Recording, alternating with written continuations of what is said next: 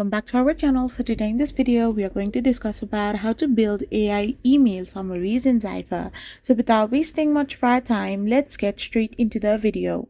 So if you want to build AI email summaries in Zapier, all you gotta do is simply go to Zapier. Once you're in your Zapier, you need to simply get logged in into your account.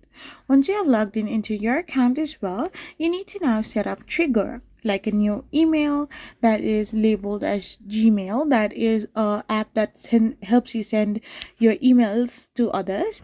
Now, once you have selected your trigger to be the Gmail, you can simply use this AI tool by Zapier with a custom prompt to summarize the email body and extract key info. Then map the summary into action plans.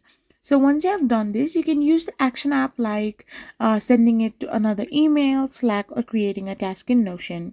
You will connect your Gmail, define a trigger, use the AI for summarization, and then use a final action step to send the summary where you need it, often using dynamic data for context. So if you're going to do these steps, then you can build AI email summaries in Zapier.